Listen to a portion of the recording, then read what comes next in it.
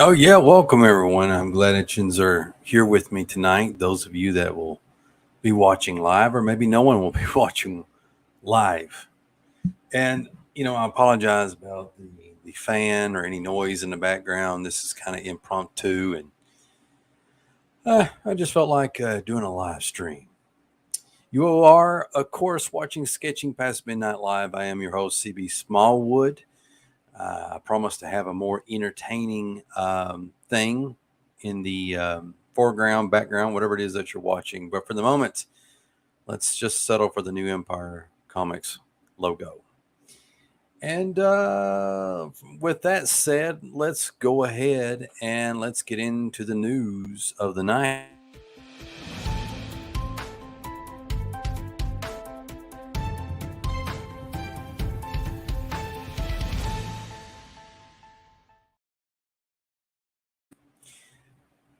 Well, here we are with our first headline, which is the theft of 2 million dimes from a truckload of coins from the U.S. Mint leaves 4 facing federal charges.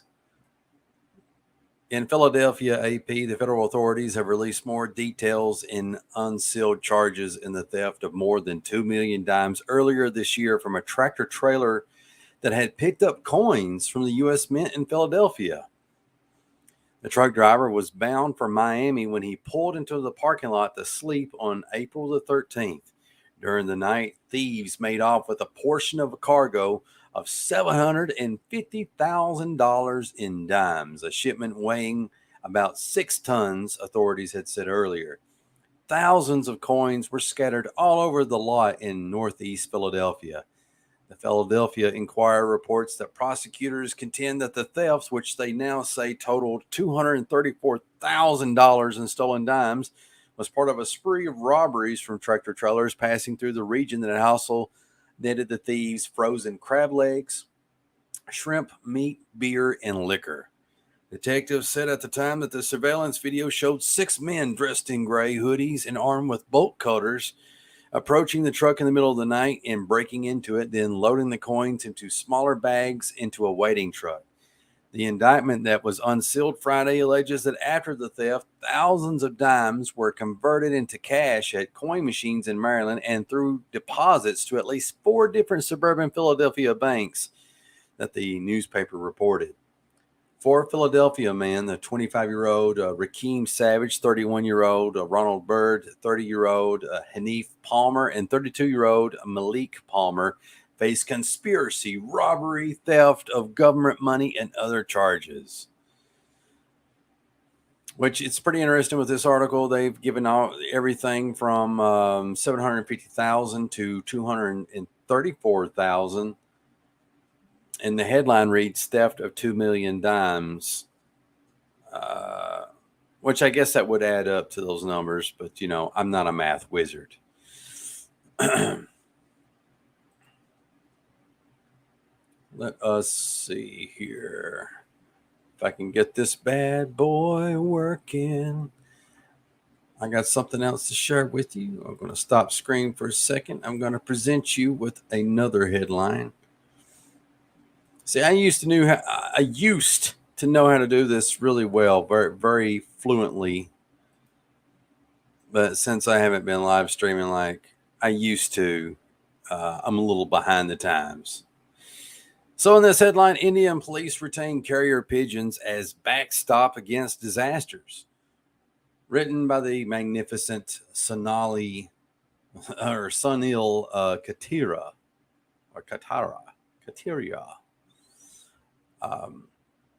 Katak, India, June 20th from Reuters.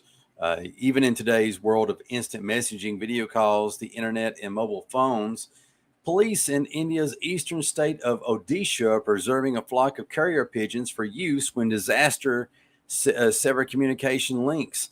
Dating from the days of the British colonial rule when police stations used the birds to communicate with each other, the state's carrier pigeon service employs more than 100 Belgian Homer pigeons. We have kept the pigeons for the heritage value and to preserve them for future generations, said Satish Kumar, an inspector general of the police in the district of Cuttack. Police said the pigeons, which can fly at the speed of 34 miles per hour and up to 500 miles at a stretch, have proved a lifeline at least twice in the last 4 decades. They played a vital role after communication lines went down in 1999 with a powerful cyclone hit coastal areas, as well as in 1982 during devastating floods in some part of the state. The pigeons usually carry messages written on lightweight onion paper inserted in a capsule and then tied to a leg. Very old school. We started training the birds at 5 to 6 weeks old, and when they're placed in a crate, we put them in a shelter, said Parshuram Nada, who looks after the birds. As they get older, the pigeons are taken from some distance away to be freed and fly back to the shelter by instinct. The distances increase gradually, and within 10 days, they're able to return about 19 miles. The carrier pigeons took to the news of the conquest of Gaul to Rome, brought to England the news of Napoleon's defeat at Waterloo, and were widely used to carry messages during the 2 world wars. But the arrival of modern communication means the Indian pigeons today, mostly in ceremonial roles during government functions for national holidays such as Independence Day and Republic Day. Studies show that pigeons can detect magnetic fields and zoom in on their destination from thousands of miles away, said historian Anil Deer, who works with the police. Even in an unlikely event, every mode of communication breaks down tomorrow, the pigeons will never fail. Also in the news, if you will indulge me as we go back and forth, I got all kinds of goodies here for you. We've got a story about Bigfoot. And here it is. It's a suckface article about Bigfoot.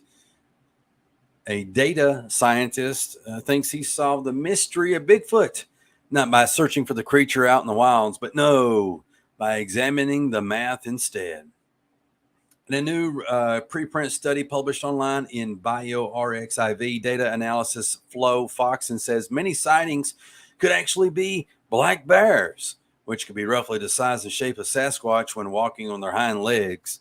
The study abstract says, and I quote, "It has been suggested that the American black bear, Ursus americanus, may be responsible for a significant number of reported sightings of alleged unknown species of hominid in North America. Previous analyses have identified correlation between Sasquatch, or Bigfoot if you prefer, sightings and black bear populations in the Pacific Northwest using ecological niche models and simple models of expected animal sightings. The present study expands the analysis to the entire U.S. and Canada." I was going to butcher that pronunciation. "By regressing Sasquatch sightings on bear populations in each state/province when adjusting for human population and land areas and generalized linear model." Man, that's a bunch of gobbledygook if I've ever heard it. Sasquatch sightings were statistically significant associated with bear populations, such as, on the average, 1 sighting is expected for every few hundred bears. Based on these statistical considerations, it is likely that many supposed Sasquatches are really misidentified known forms. If Bigfoot is there, he may be many bears. And that's a quote from Flo Foxon. He even came up with a simple formula. Sasquatch sightings were statistically significantly associated with the bear populations, such that on average, 1 sighting is expected for every 900 bears. Based on statistical considerations, it is likely that many supposed Sasquatches are really misidentified bears. If Bigfoot is there, he writes, it may be many bears. So I'm not going to read the rest of this gobbledygook because basically, I don't know. I'm kind of a believer in Bigfoot, but if Bigfoot got disproven tomorrow, my feelings isn't going to be hurt, you know. But one thing that does bother me is I don't know. Something about this study kind of stinks to me a little bit. The idea that um, you're basing like the idea of like X amount of bear populations equals a Bigfoot sighting. Um, which I probably should have read this later half of the study, because it says the study includes a map showing black bear populations and Bigfoot sightings overlapping in some places, especially the Pacific Northwest.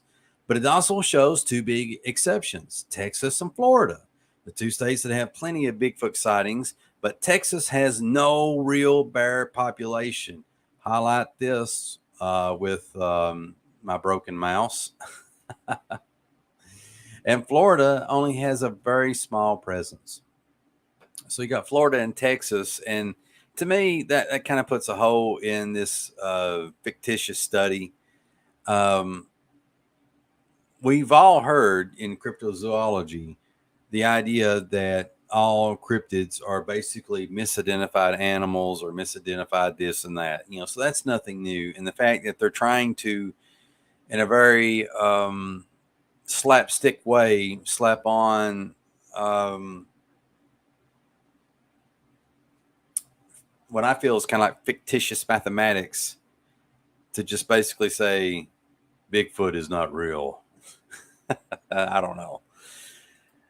And let's see. We got maybe uh, one more. One more headline.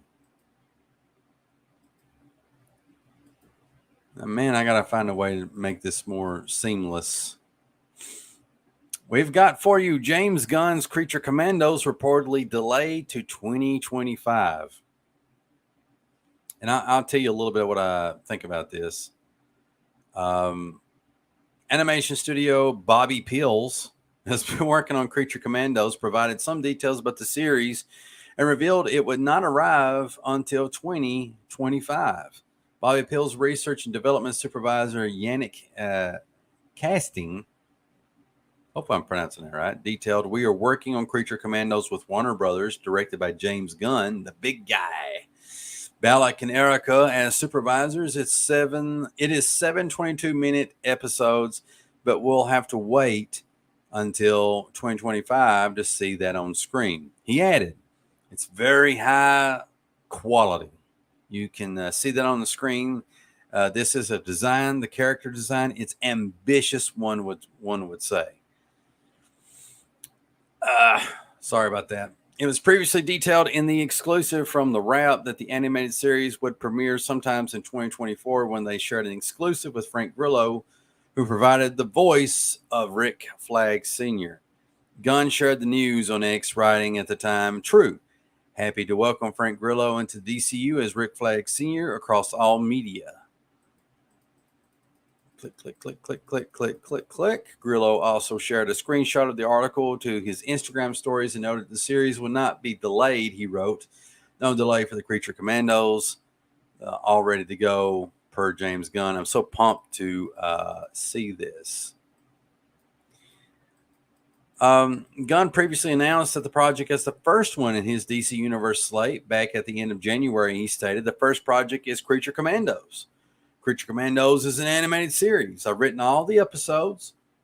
Something that we're going to do that is a little bit different at DC is we're going to have the characters move into animation and out of animation, and usually having the same actor play their voice as who plays them in live action."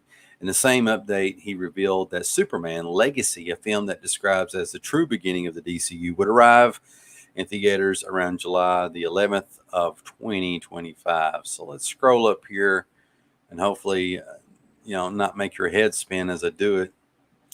All right, so here's my thoughts about this. It isn't so much that like a disappointment in Creature Commandos being delayed to 2025. I'm sure that it will be most excellent. It'd be a very fun watch. I love the fact it's got this character that was in Suicide Squad. You see this guy right here with the big boogly eyes? Yeah. Everybody seemed to like his character, even though I feel like in Suicide Squad, one of the reasons that he was in that is because he diddled kids or something, or killed children. I can't remember what it was. It was something like that. And somehow James Gunn made him a charming character, and here he is in Creature Commando. So that's a bit odd. But anyway, moving past that, I like the fact that James Gunn is part of the DC universe. I like the fact that he's one of the ones shepherding it and leading it into new and interesting ways. But the one thing that does concern me by Mr. Gunn is he likes to take characters that are bit characters, side characters, outcasts, and make them the star of the show, and that's good. To do it here and there, but when you start to make it more and more the main attraction, I feel like it's kind of losing focus of what they need to do with DC. I want to see stuff done with Superman, which he is working on Superman, rebooting it, and all the other iconic characters, Wonder Woman and Aquaman, Flash, Green Lantern, and so forth and so on. Really do stuff with them, which DC has done some pretty good stuff with them in the past couple years. But the only thing is, they tried to do what Marvel did, and they got in a big hurry, and they just rushed everything. They didn't take their time. Some of the movies are good, and some of the movies are terrible, and some of them are just okay. And they've got like 3 different universes going on at the same time. You got the I can't remember what it was called. What the new movie, the Batman. The Batman is in its own universe. Joker is in his own universe. Then you got the Snyderverse, which is in its own universe.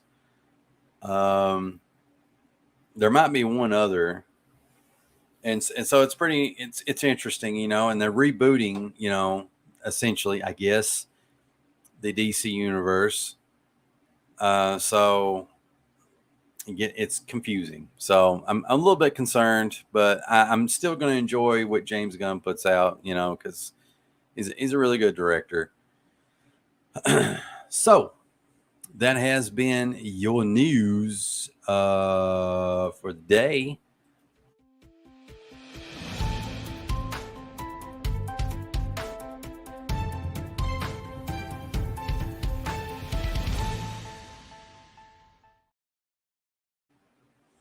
All right, we're going to go with this solo layout. I hope everybody can still hear me.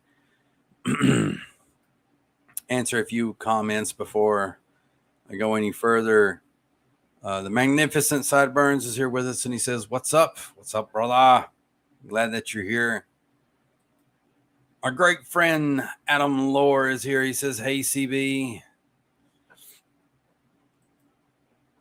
All right. I'm glad to see that you're all here for however long you stick around, because we all know we got our projects that we're working on and our lives and stuff like that. So whatever length of time you're here with me, I appreciate it. And for anyone that's going to be watching in the replay.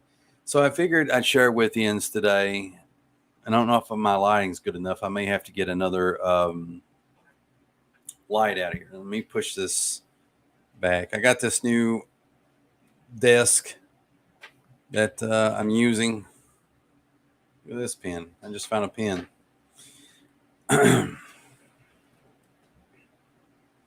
So I've been working on some pages. I think I had mentioned earlier that. Let me get this light.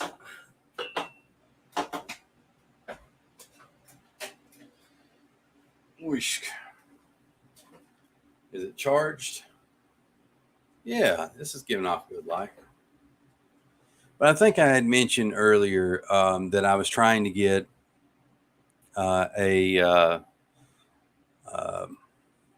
thank you.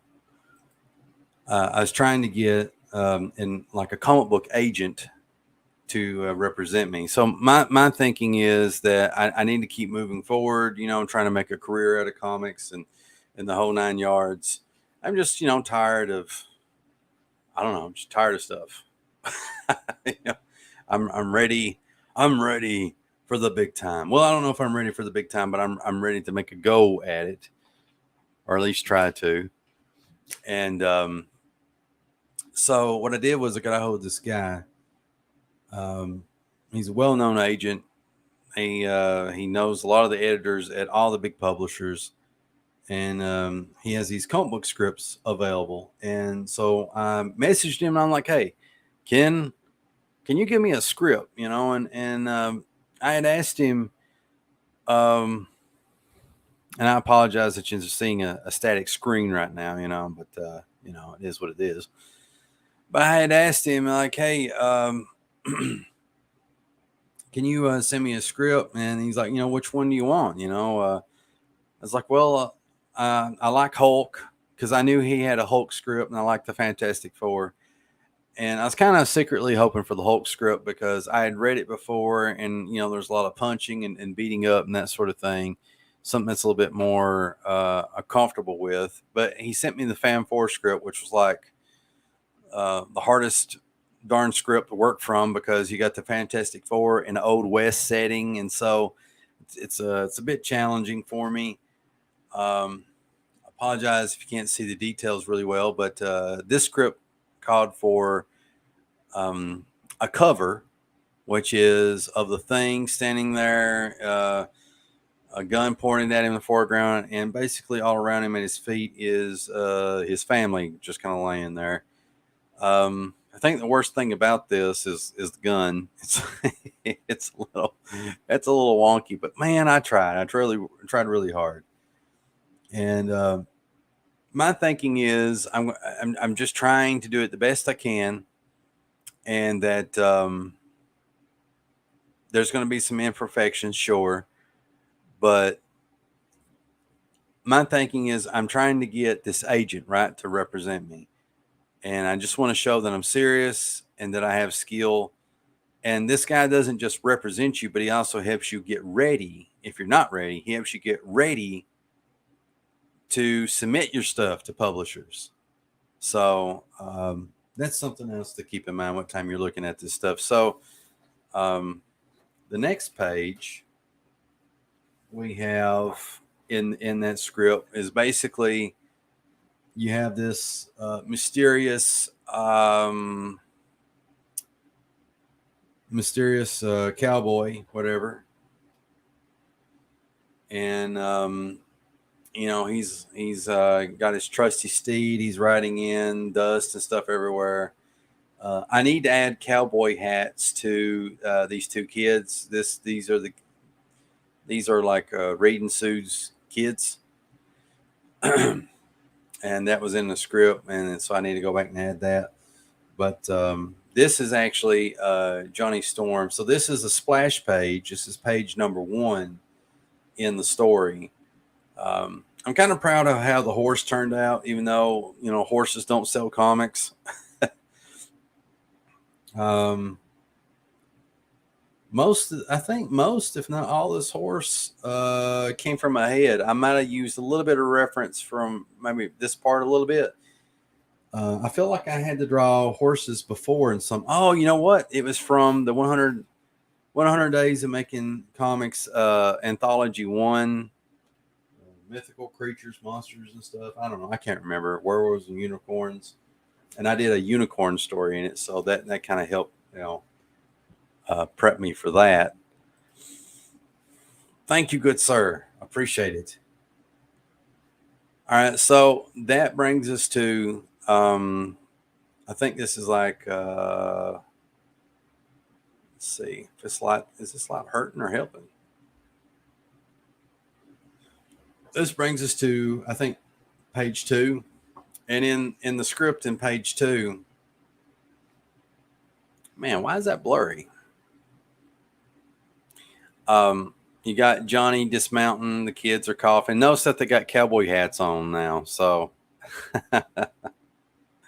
which I can go back and use an eraser and fix things. And then it says basically Johnny comes in, and we see all 3 clearly now. I didn't know how to really shade these kids' faces and all this other stuff to obscure their identities more. I kind of don't like how her face is looking right here. Big difference from here to there. So I think I need to fix that. That's a bit odd. Um, but I love that middle panel. I mean, I like all three top panels. I really do. But the middle panel is my favorite. It's kind of like it's got this Arthur Adams vibe to it. And I promise I didn't look at Arthur Adams. Basically, what I wanted to do is, I feel like when you render Johnny Storm, you want something more youthful, energetic. And I feel like when you do youthful, you got to use a lot less lines, And then over here, we get this Jack Kirby-ish kind of panel going on. Not so much in terms of rendering, but, kind of layout maybe. I really like how I did the fan floor flare signal. And then we get down here, and again, I'm trying to do that youthful, energetic type of stuff. I'm a big fan of things like Arthur Adams and J. Scott Campbell, Adam Warren. I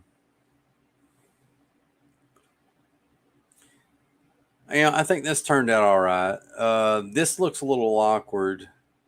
I'm not sure how I can fix it. I wanted the big eye surprise type of deal. And I don't like how this right here is going. I need to erase that, Makes it look like his eyebrows going wherever.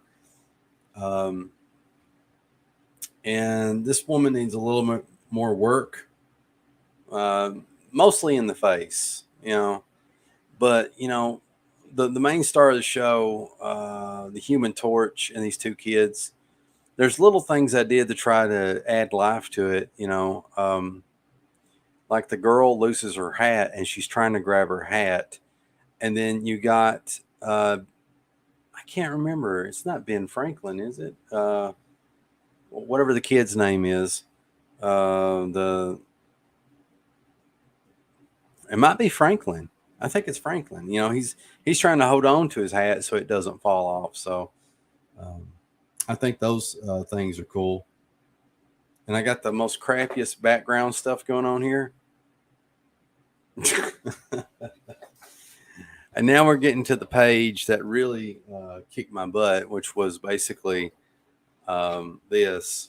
So I got this horse whose legs are a little too short, maybe. Let's see, I'm trying to fool with this light.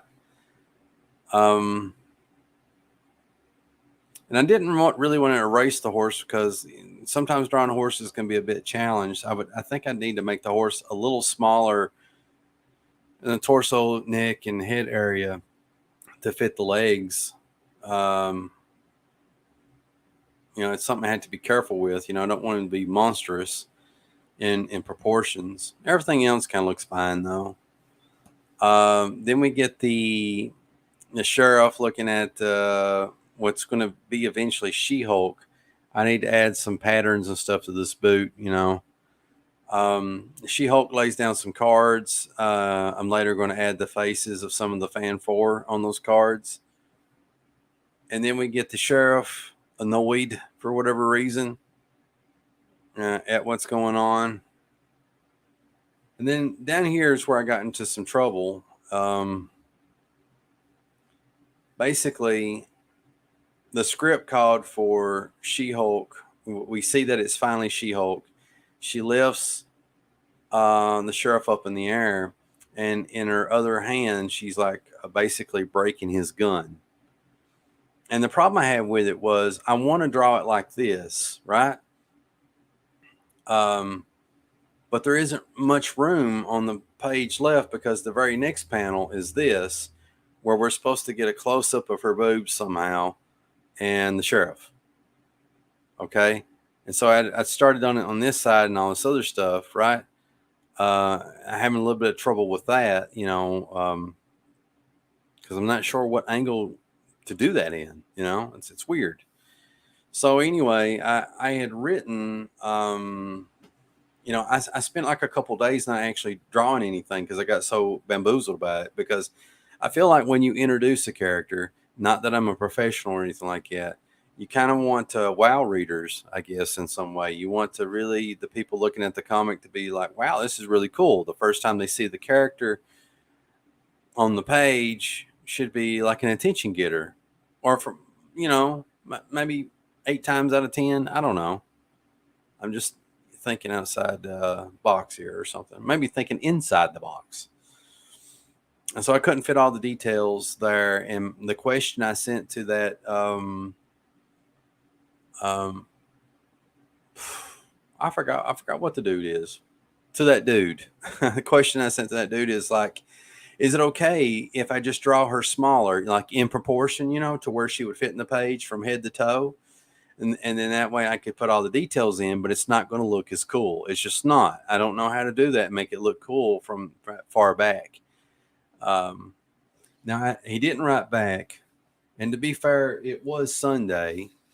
And also, the guy represents quite a few people, and he probably gets like 30 messages a day and all this other stuff. But I had this little epiphany, like 3 or 4 days had went by, and he hadn't written back, and I started thinking about that.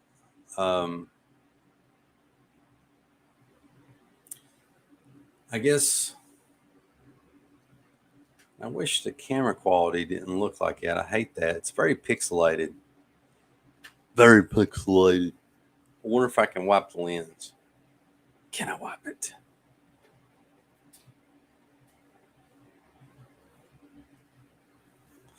And it didn't help. So anyway, this guy, this agent, that's it. I hadn't heard from him like 3 or 4 days, and I kind of stopped work, and because I'm not getting paid for it or anything like that. This is like a tryout, and me and that guy don't even have an agreement. The only thing I did was message him, say, send me a script. He doesn't know that I'm working on this. He doesn't know what I'm going to do with the script or anything like that. He just sent a random dude on the internet a script. But he does know that I sent him a message asking him if I could ask him any questions. Would that be okay? Which he said, yeah. So I waited 3 or 4 days, didn't get a right back, and I kind of had this like a little epiphany. It's like you got to keep the ball rolling. Like at the end of the day, he could say like all these pages suck. Like they're the worst pages he's ever seen and all this other stuff. I'm not a right fit for their company and the whole 9 yards, right?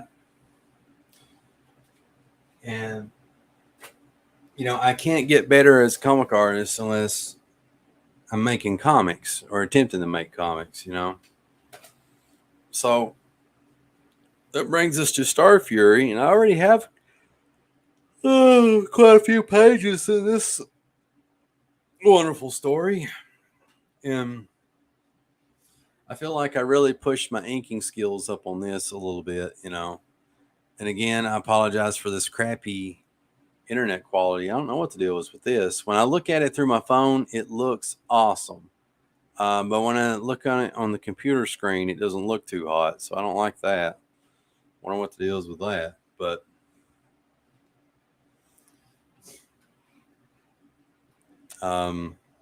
things to fix here digitally and stuff like that. But this is Starfury. He's basically a barbarian in space on a quest for vengeance and revenge against the alien civilization that enslaved him and killed his daughter.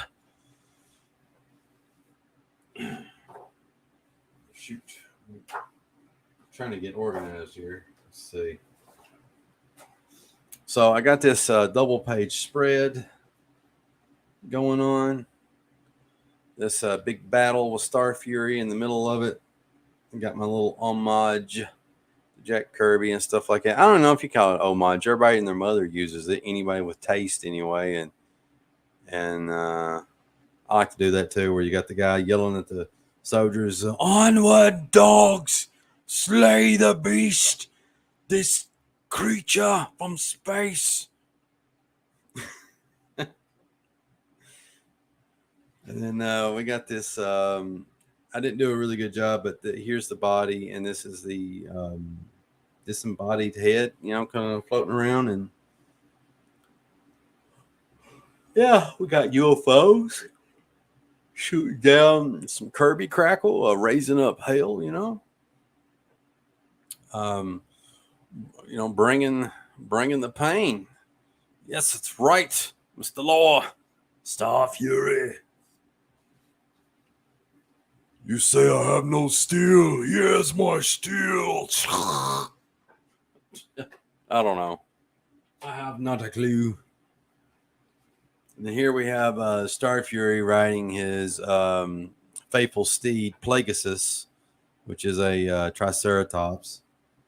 I can't remember, those of you that are dinosaur experts, if the Triceratops is one of these fictitious dinosaurs, where like they didn't actually exist. We put the wrong bones together. I don't know, but to me, Triceratops will always be a thing. And then we got my version of the Knot Terminators, Terminator knots. Make color them like red or green or something. Some really nice contrasting colors. We got him looking at the UFO up in the sky, and then he's getting ambushed. He's getting ambushed by these guys. Think they're hot stuff. They think they're going to take down Starfury, but they're wrong about that. Grave mistake they've made. Starfury makes quick work of them, and so does Plagueis. Just cutting them in half. I like that shot. That's a nice shot. I need to take the ink and just make it a little darker above here, to where the top of the eyelid is crushed under the fat of the eyelid. Does that make sense? I don't know. Then we got this decent panel right here. It's not the best, but it ain't the worst. It is what it is. We come here. I like this. I may have actually lifted off of John Buscema.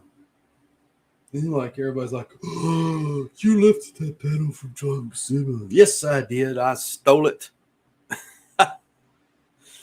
It's probably like an itty bitty panel, something that's just obscure. And here I tried to make it more dynamic and all this other stuff, and then my own little stuff. But if you want to be the best, you got to learn from the best and steal from the best. Here's this bad boy. So I hope I ain't boring everybody. I just I think this stuff's I like what I do or try to do.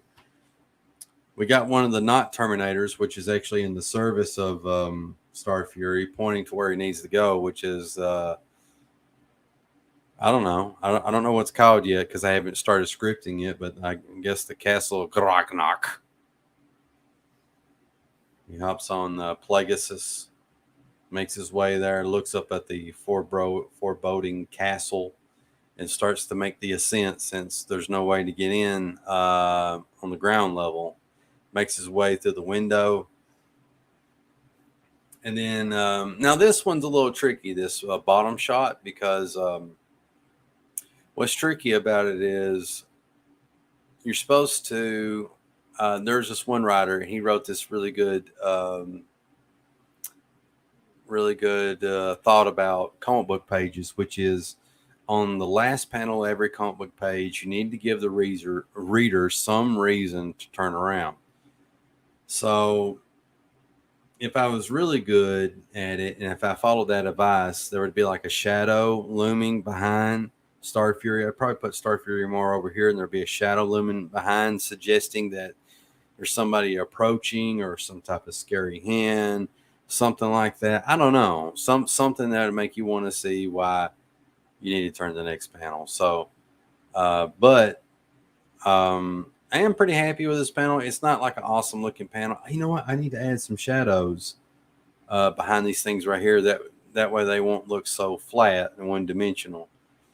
And I need to make a mental note on a lot of these pages that I'm showing you guys.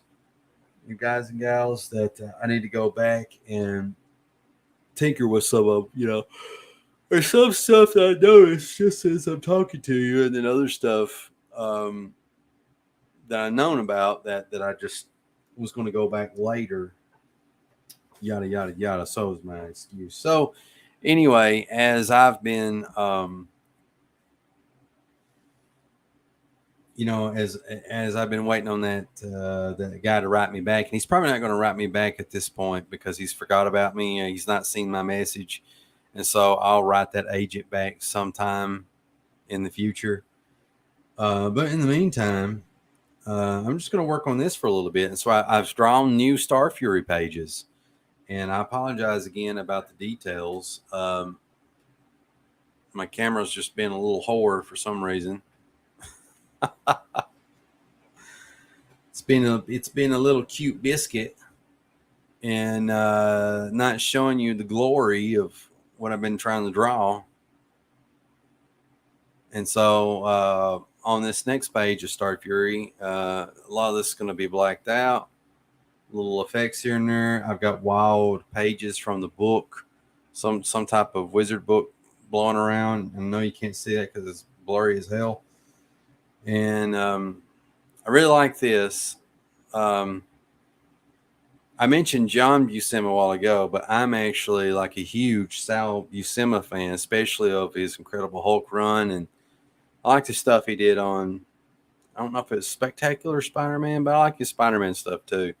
But big Hulk fan of Sal Buscema. A lot of people that are old school mention Herb Trimpe a lot. And, Herb is all right, but I'm a Sal guy through and through, and is he my favorite Hulk artist? No, there's others. There's others that I really enjoy. Adam Kubert. I like Angel Medina. He had a very short run, but he did pretty good. Liam Sharp. I enjoyed his stuff. Gary Frank. Del Keon. Everybody loves Del Keon's Hulk, but like he didn't actually start getting good at Hulk until the last 6 or 7 issues of his run.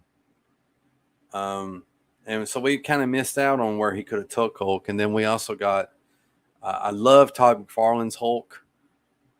And the first several issues of his Hulk run got butchered because somebody was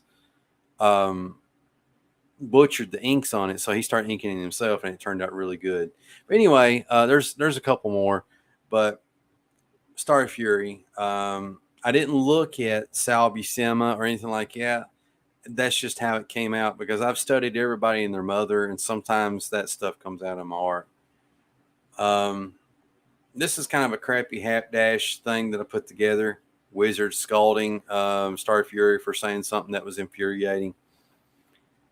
And say, I don't know where writes excited you have been working on Starfury. Well, thank you. Yeah, I've went back to it. I'm going to try to do something with it. Now I got stuck on this page. On this page, again, you can't really see what's going on.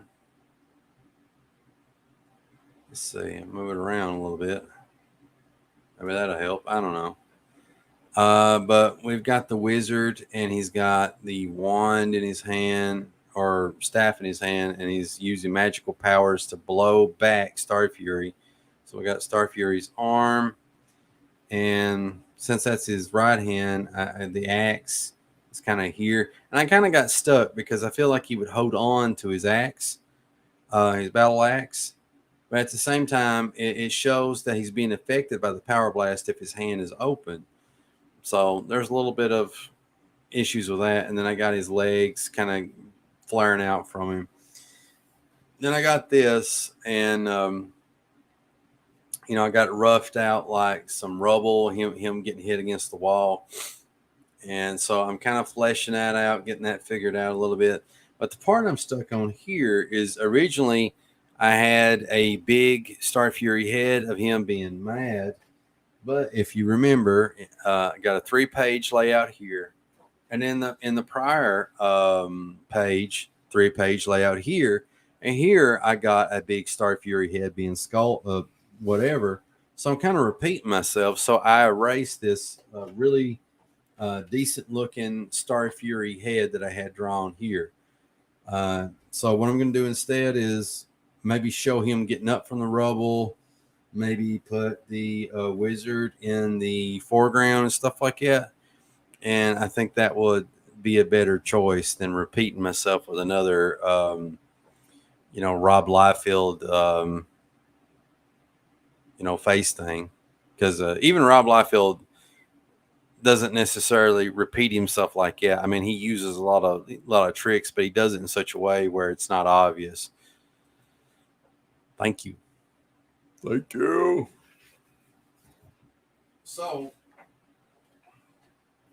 again, I apologize about the camera quality, but I figured maybe I just ink a little bit before we take it on home. Also, for those watching live and those going to watch in replay, I have one last thing to talk about. And unfortunately, I don't have any graphics or anything to show you. At least I don't think so. How would I do that?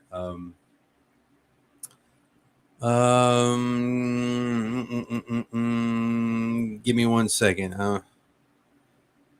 I'm going to try to open this thing up. But anyway, I got another project that I'm working on. And right now it's called Project Wonderbar, or just Wonderbar for short.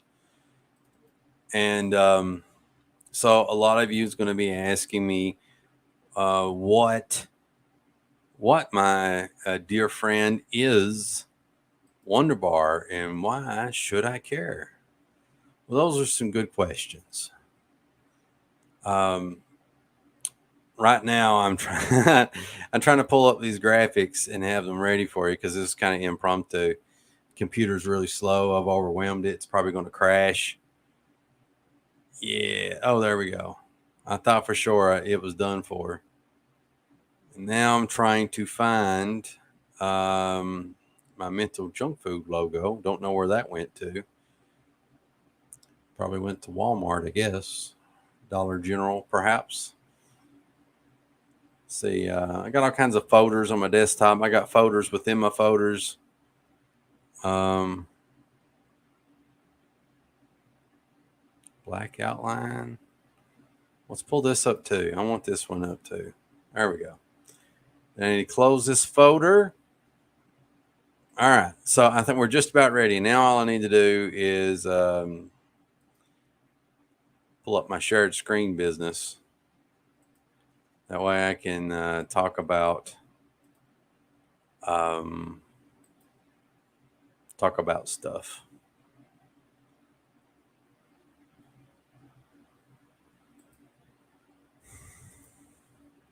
So I had mentioned Wonder Bar. Remember that? Project Wonder Bar? Well, hopefully, if this works, you should see it.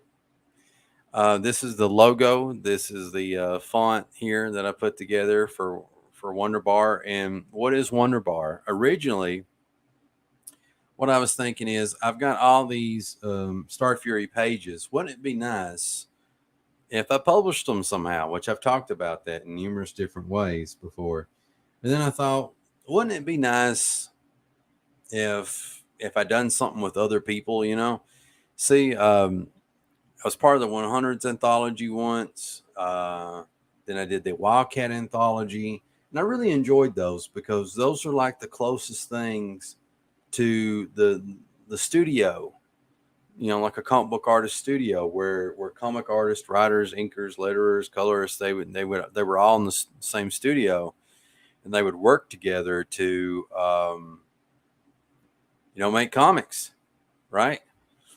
And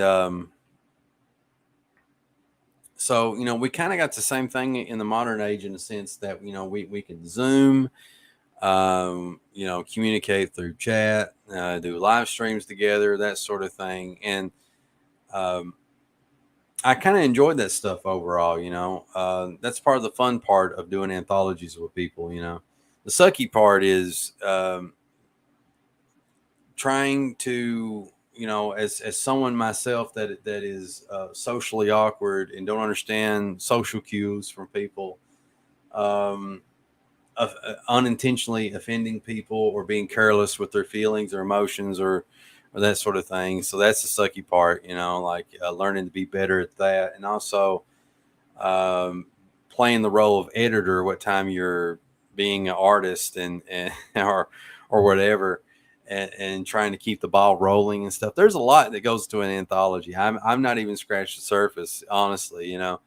It can be soul crushing, but I do enjoy it, Um, anyway, so I thought to myself, why not do another anthology, and get people on board. And it's like, well, what I'm going to call this anthology, I don't think, in a way, like I thought, well, maybe I don't want to do another Wildcat anthology. Do something a little different, something less Wildcat centric, and kind of goes to different places. And then this phrase comes up a lot, in my head. I've been on a Ramstein kick for the past 3 months, maybe. I really like Ramstein and Till Linderman or Lindman or whatever you pronounce his last name. He's also got some solo stuff. It's really awesome. But they got this one song. It's like, we're all living in America, America, America. It's like in one part of the song, there's like, America is wunderbar. And wunderbar is like German for wonderful, wonderful. And so, like, I wrote the words out in a playful way. It's almost like a sarcastic way of writing the word wonderful, but using the word in the German word wunderbar. And I thought wunderbar is just so interesting, and it's a very indie sounding name. And then I started thinking, you know what? I've been wanting to I've been wanting to create my own Wizard magazine for like a while, and I've just not done it.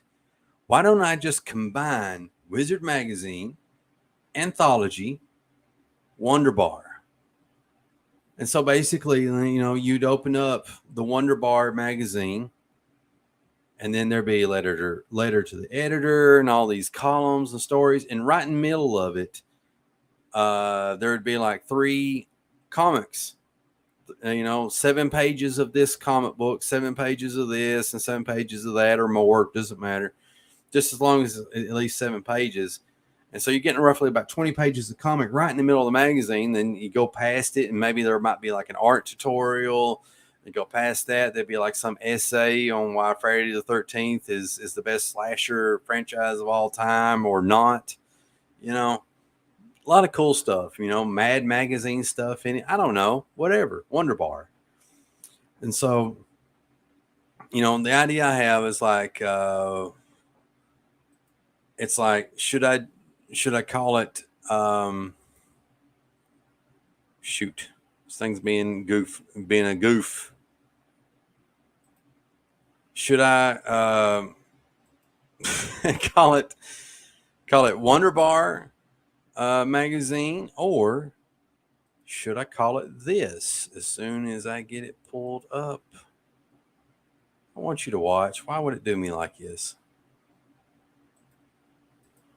No, there we are. Here we go. So hopefully this pulls up.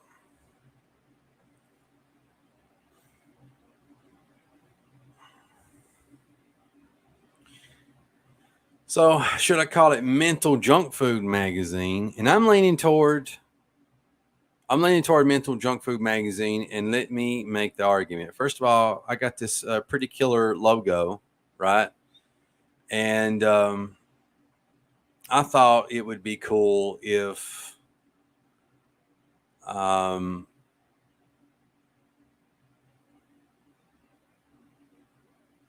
have this name, because imagine this was on the newsstand. I'm not going to say it's ever going to be on the newsstand one day, but let's say like it was.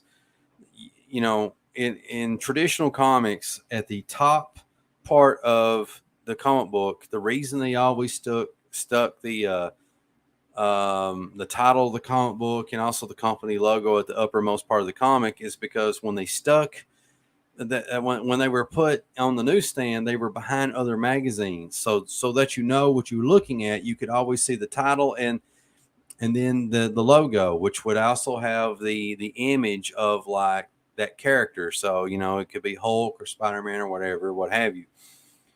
And I feel like mental junk food sticks out in a cool way. Mental junk food, see, like with Wonder Bar, that's a very indie sounding word and nobody knows what it means. It could be anything, but when you see mental junk food on the stands, I feel like um,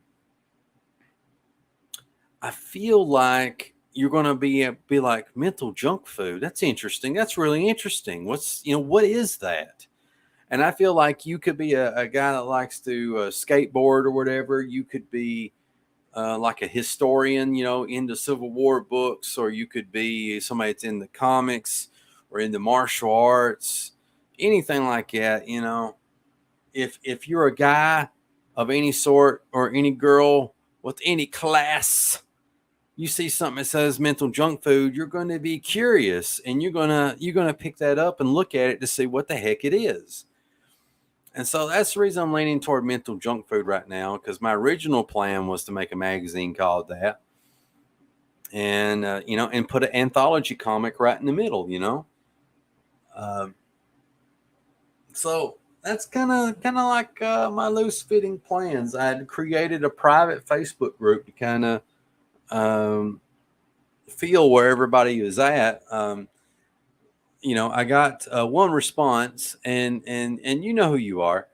And everybody else, I think, is genuinely interested. They're just not wanting to say anything or commit to anything because maybe they have other projects going on. And I think maybe the biggest thing is that I've not really gotten any commitments from anybody else is because I guess they want to see proof of concept. Nobody said that to me, but I think that's how they feel. Now look at this. Won't you look at this? Look at the camera quality. Well, that's weird. It's like working good now. Let's see what this does. Nothing. This button does nothing. What about this one? This one also does nothing. Oh wow. Okay. Well, that's all I needed to do was this, apparently. Well, I feel like it's slightly blurry now. It wasn't as good as it was, but I'll take that. It doesn't seem as digital as before. Um, Adam writes, great design. Thank you. I appreciate that. So some of you be like, CB, good buddy. So when can we expect something from this mighty lofty magazine that you're wanting to create? I don't know. I haven't started working on it yet, other than maybe this Starfury stuff. And my desk is not really quite suited for drawing. I usually use my artboard, and I got it preoccupied right now.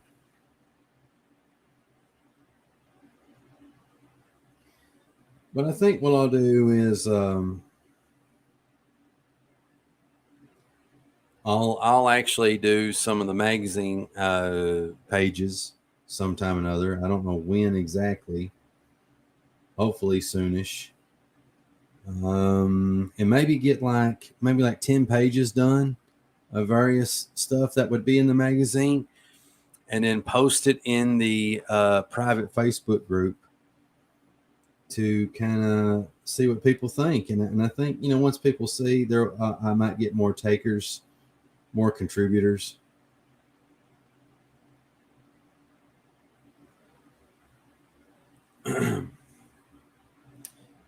But But even if I don't, that's fine too, because I I feel fairly confident that I could do the whole thing myself. The only thing I'm not confident about is the comic book portion of the magazine. I can do so much of it, but like I like the idea of other people adding their own thing. I feel like It lends a much nicer touch that way.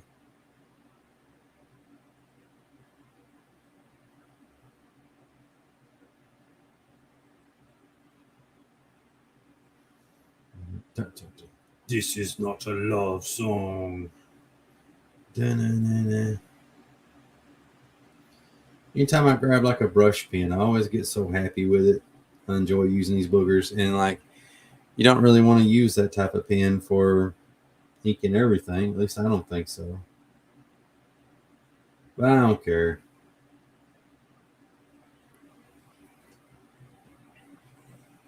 um, Part of, I guess, part of being an artist, just starting out, trying to make a career is just getting stuff done.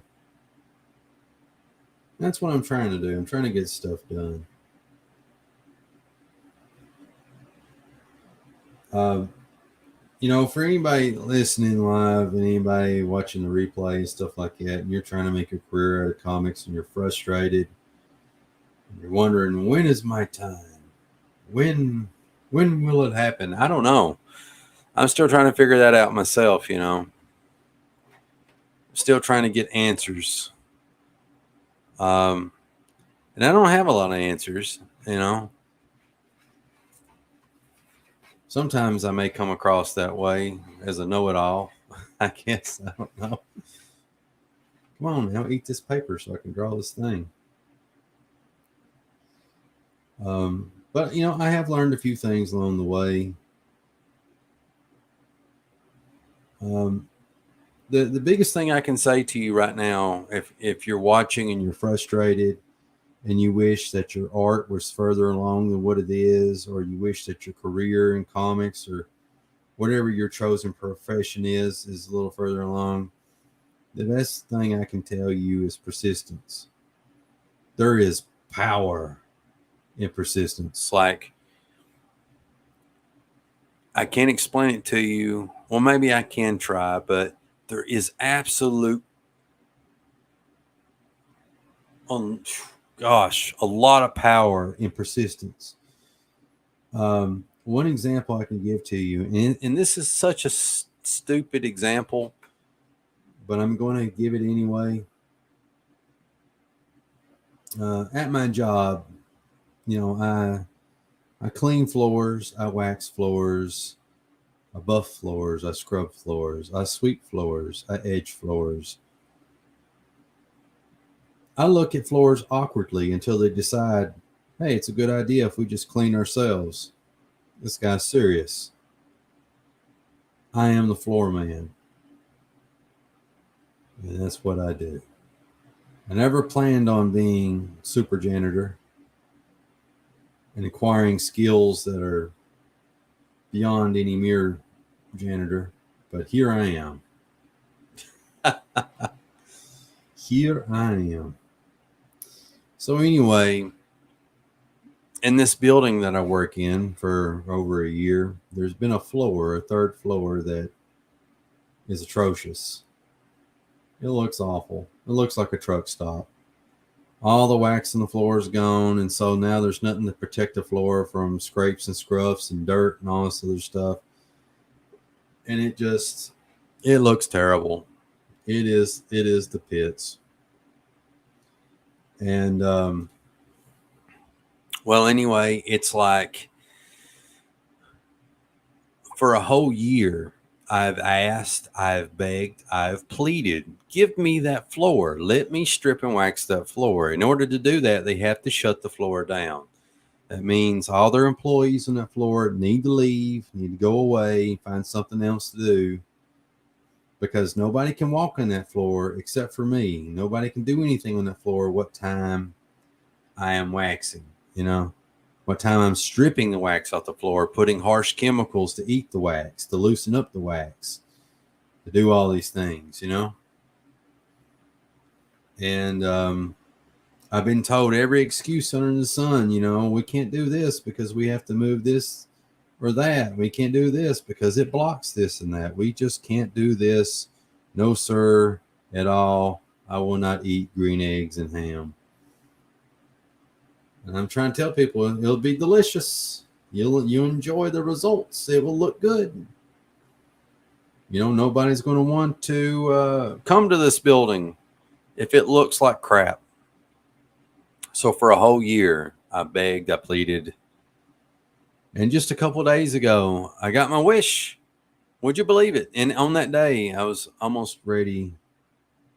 I was almost ready to quit because I was just so frustrated with how things were going, with not being able to get it done, even though I got promised it, like the day or two before. And there were people that were actively trying to thwart it for one reason or another. And it's out of pure laziness, and some of it's spite, but mostly laziness,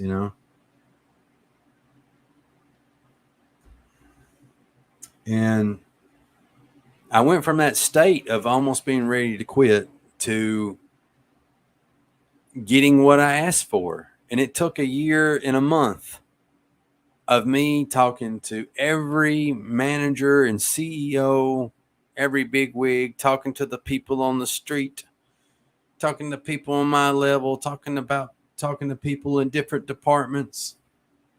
And lo and behold, it came to pass. And just to think, just a few days prior, I was ready to leave said job because I was so frustrated with being lied to about it. And then it came to pass. And how did that happen? How did this thing happen that's boring you all to tears? I'll tell you. Persistence. Persistence. There is power in persistence. And let me tell you something, right now, whatever you're doing, and you're having that frustration that you've tried for so long and nothing's happening. Well, guess what? It's a mathematical fact. There is some mathematician in the audience somewhere, and I can say with some degree of certainty that it is a mathematical fact that if you keep trying and applying yourself and making a true blue effort to get stuff done in whatever your chosen field is, you're going to see results at some point. And whatever that goal is you want to achieve, you're going to be more likely than not to achieve that goal.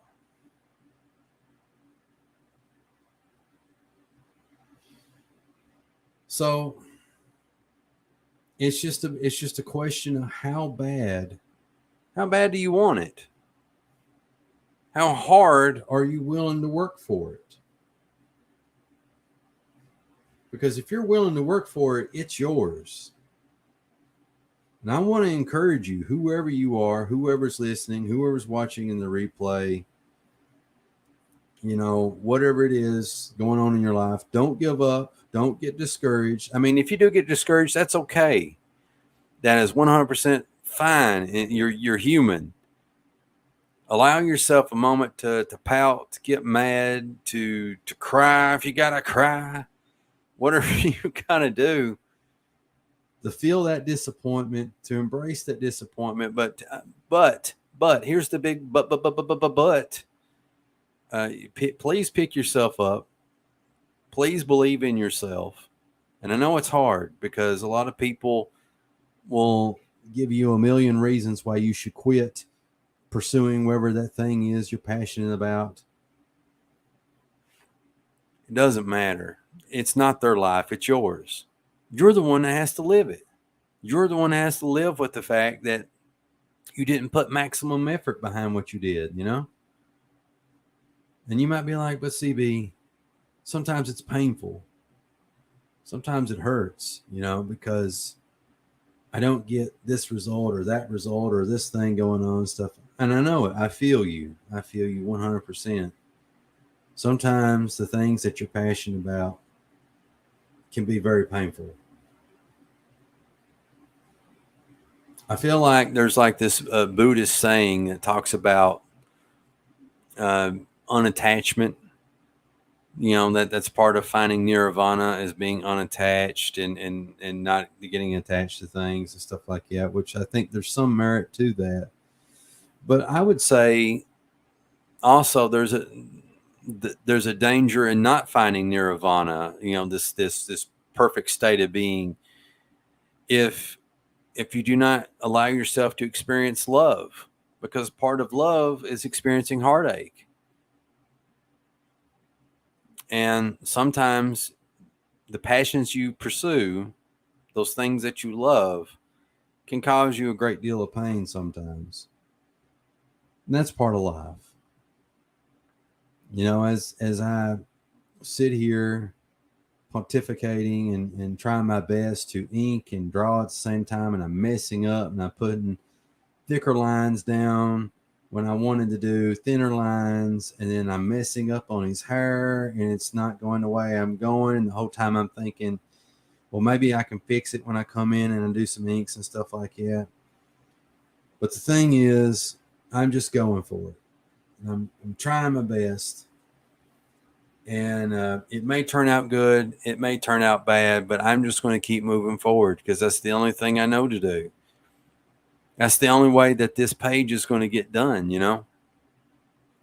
And I'll tell you one bit of helpful philosophy, and I hope this helps you, and I'll probably repeat it in another video or actually make a video onto itself.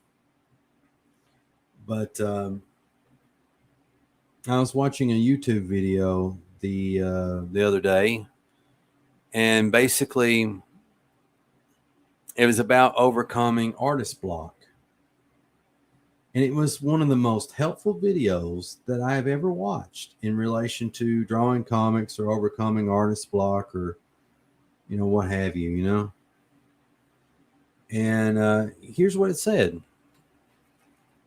You ever get to a point where you're having difficulty, like drawing comics or whatever, it's just not happening. When that happens, and hours go by, a day goes by, 2 days go by, however long it is, and you've not drawn anything, what you do is you get your piece of paper out, or your tablet, or whatever you do, your stone, your slab of stone, and your finger paint, I don't know, whatever the hell you work with. You get your utensils out, and you sit there or stand up, doesn't matter. And you say to yourself, all I'm going to do is draw a line. That's it. Nothing more, nothing less. All you're going to do is put a line on paper. Isn't that wonderful? Now, some of you might be saying, CB, that is the stupidest, dumbest, most ignoramus thing I've ever heard you say. That doesn't make a bit of sense. How does that help like artist block? How does that help you when you're not uninspired to draw? How does that help you when you're feeling down about drawing and all this other stuff? Well, I'm going to tell you. I'm going to tell you, my friends. The easiest thing that you can do when you're drawing comics, the easiest thing that you can do when you're drawing, period, is to draw one single line. And let me tell you something. If you're a true blue artist, which I believe you are, if you're a true blue writer, which I believe you are, if you're a true blue colorist, which I believe you are, or inker, or what have you, if you apply yourself to your trade and you do that one single thing, that one simple thing, in this case being an artist, drawing one simple line, you're not going to stop. And so why does this trick work? Why does this mental trick work of drawing one single line help you get past the artist block. And I'm going to tell you why it works. It's because I think in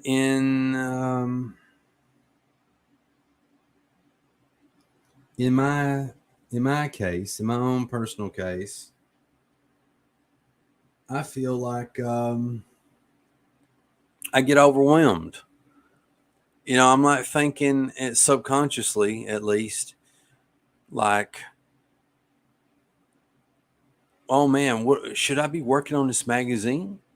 Should I be working on Starfury? Should I take up my Wildcat pages and keep working on those? Should I be working on those pages for that agent? Should I? Should I? Should I?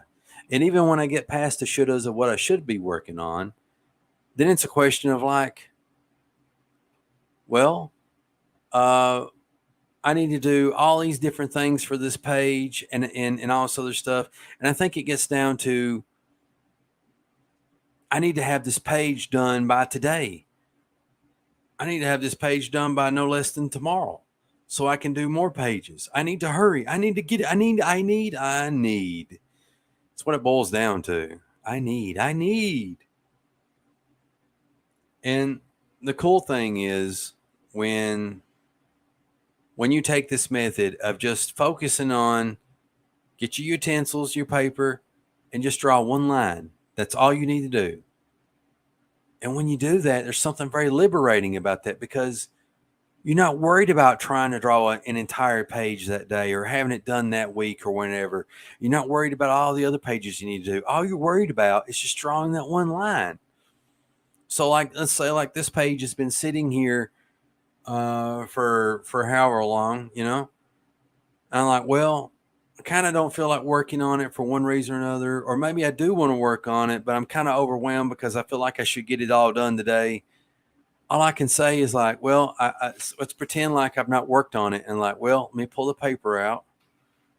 Okay. Oh shoot. And like, I get my marker right here, and I just pull the cap off. I got it ready. And I tell myself, okay, all I'm going to do is one line, and I'm not obligated to do any more lines. So that's what I do. It's like, I'm just going to thicken this up, but I've already done more than one line in the effort to thicken it up. And it's like, you find yourself losing yourself in the art, in the drawing. And pretty soon, one line turns to two, two turns to three, three turns to 20, and so forth and so on, And there's something wonderful about that, And then you stop once you make so much progress, and you don't feel guilty for not having that page done that day. Or maybe you do get the page done. I don't know. But the point is, stuff's happening. And it's so much better than just being defeated and questioning yourself and all these different things. And I found that advice on YouTube so helpful. And if you're just now tuning in, rewind this video back about 10 minutes, and so you can actually hear that advice, because it might be helpful to you too. But anyway, for anyone watching, and just want to encourage you to stick with it. I know it's frustrating when you have other responsibilities and things going on in your life, and you only have so much time to draw, so much time to write, so much time to, I don't know, whatever your passion is. You only got so much of it, right? I got you, brother. I got you, sister. I understand. But listen, if you don't sit down and actually sit and work on these things, how's it going to happen? Remember that lame story I told you about persistence, where like for a year and a month, I kept asking to clean some floor, to do this deep clean, to do this strip and waxing job, and I finally got it. It finally happened. And everybody told me it couldn't happen. I even had people laugh at me in my face. And there it is. It went down. It was a thing. And that was only possible. It was honestly only possible because I kept asking. I didn't stop. And so, I encourage you all, don't stop. Please don't stop. If you got dreams, goals, and ambitions, or whatever it is that you want to do, don't stop. Because your life has value and has meaning. I don't know if you're going to be the next Jim Lee or the next Picasso or I don't know, Joe Montana, Macho Man Randy Savage, whatever. Insert your favorite actor, favorite whatever here. I don't know if you're going to be the next thing, or better yet, the next you. But I believe that potential is there for you. You gotta work, my man. And I'm not throwing this message out to anyone in particular. I don't have anybody in mind for it. I believe that sometimes God puts us in a position to say or do things that might be able to be helpful to somebody else. That person tunes in at the right time, or watches later, or hears later, or passes by, or whatever, and hears the very thing that they need to get them from point A to point B,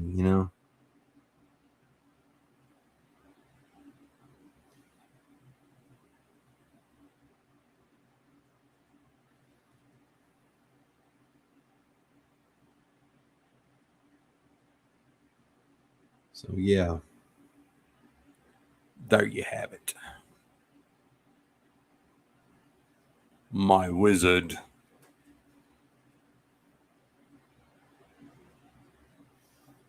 I can see somebody being like, "You're talking about God, man? You drawing wizards?" Yeah, I'm drawing wizards. What's it to you?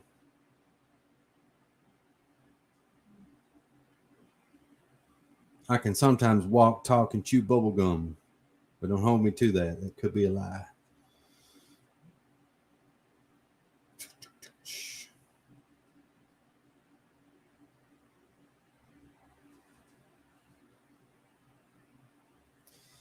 Well, I went and started to ink this whole thing in a brush nib. I always get carried away with these stupid things because I enjoy them so much.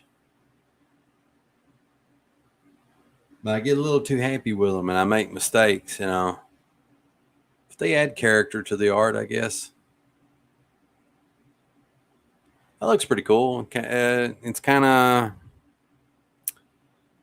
somewhat George Perez-y. Bart Sears looking. I can see some Adam Kubert in it too. Lord, I can't think of what all other artists. I think highly of myself, don't I? But if I don't, who will?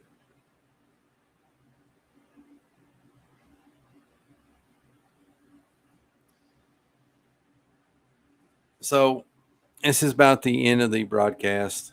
I appreciate everybody tuning in. I've been wanting to do one of these in forever.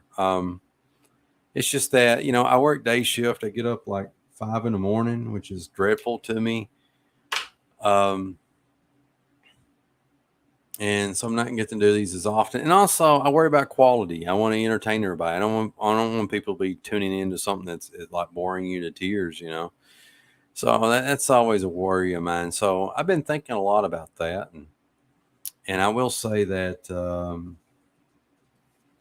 I have some plans. I've talked about my plans before, but I'm getting a little bit more narrowed down with them.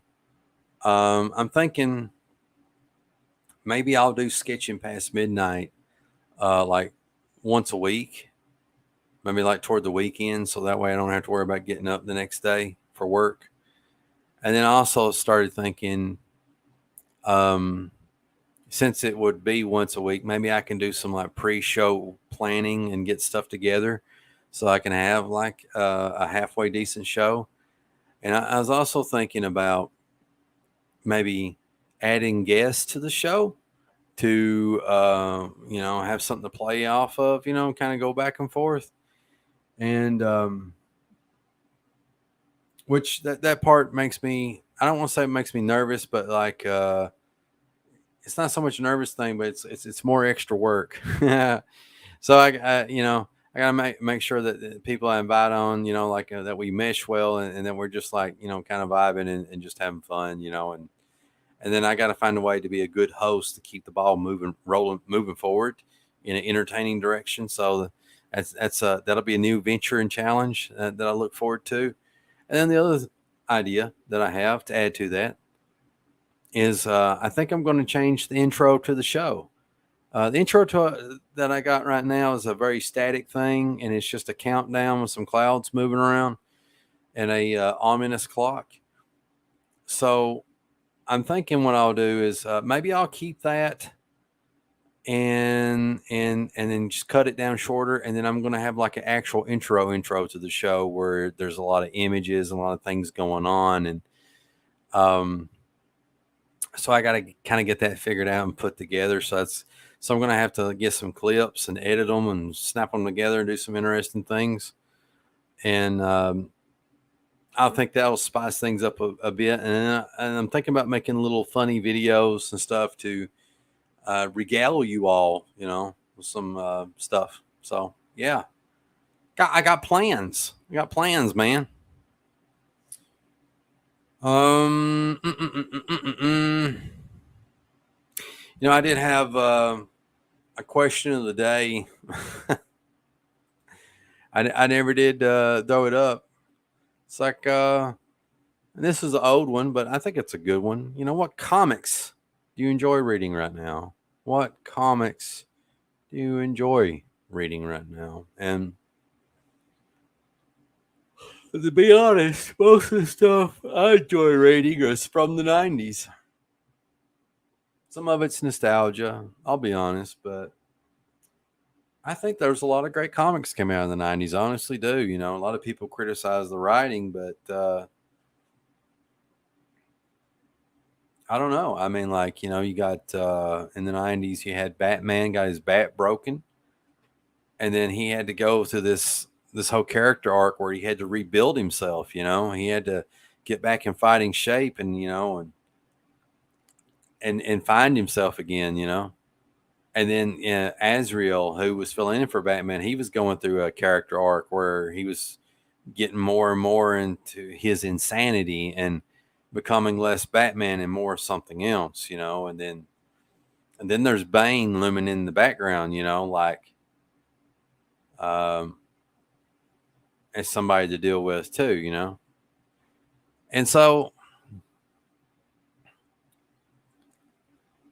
you had stuff like that. You had the death of Superman and all these Supermen that popped up, Uh, that was pretty cool, you not knowing who the true Superman is. Well, that's not quite true. I mean, like, there's a few of them, like, you knew right away, like, that's not Superman. But the other ones were like true contenders in different ways, You have one that was a clone. He's a clone of Superman?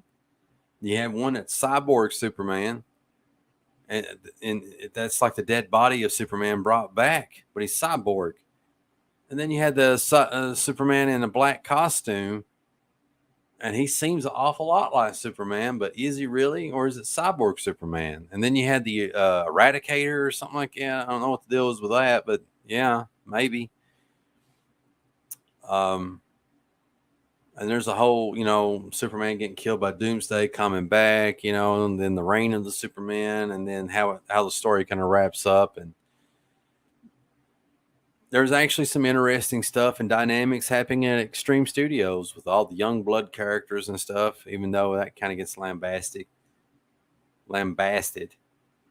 You got some interesting things happening at Wildstorm. Just all kinds of great stories. Malibu Comics, full of well written and well drawn comics. I mean, the list can go on. There's just so many publishers back then. So I just really enjoy 90s comics. I get a kick out of it. right now I'm trying to get some Hulk omnibuses. I got one from that era, and I want to go back to the Gary Frank years and like Sal Buscema years. That's going back into the 80s. I got me what you call it, a Gen 13 trade paperback, that collects the first 4 or 7 issues. Yeah, I think it's first 7 issues of that run, which is honestly some of my favorite J. Scott Campbell comic art, because he hadn't had it figured out yet. Now that he's got it figured out, his art's a little too clean, a little too slick, so it's lost a little bit of slide of the fun in it. I mean, the last bit of fun his artwork had was on Danger Girl, and now, like, his art's still awesome, don't get me wrong, but there's a big difference between how he did on Gen 13 and how he does now, and I can't really put it into words what that change is. There's something about comic book artists when they got enough of it right, and they first really break into comics and start getting noticed, that their art has this raw, visceral, excellent quality that you just can't put a finger on. So anyway, I'm rambling at this point, and you're all getting tired, getting ready for bed. I hope you enjoyed the stream. I'm really glad that you tuned in, and I always like to end my show with a little bit of inspiration.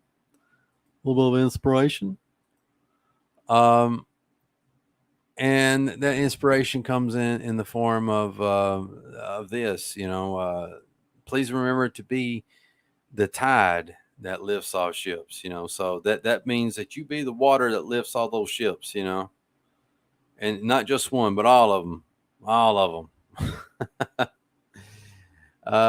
Be the change you want to see. If you're not happy with how things are going on in the world or going on in your life, instead of just pointing fingers, change yourself. If you want more kindness in the world, be a kind person. If you want people to be more loving to one another, then you need to love other people and love yourself too while you're at it. And I don't mean in a dirty way. Whatever that change is, if you want to see it, you got to be the person that makes it happen. Does that make sense? So be the change you want to see, be the tide that lifts all ships. And I truly believe that if you got righteousness on your side, mighty forces will come to your aid. Okay, help is on the way. And don't be afraid to ask for help either. Don't be afraid to ask for help, because what's the worst a person going to say? No.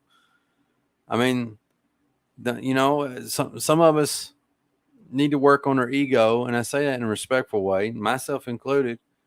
It's okay to get told no. It's okay. Things don't go your way. That's life, But it's also okay to ask for help. There's nothing wrong with it. People say no big deal. And if you're standing out there naked, and that's just how it is. It's all right to be vulnerable. It's not a bad thing. If you're strong enough, walk out there naked. You know what I'm saying? I mean, who's going to tell Tarzan no? Who's going to tell Conan no? That's not going to work out well for them.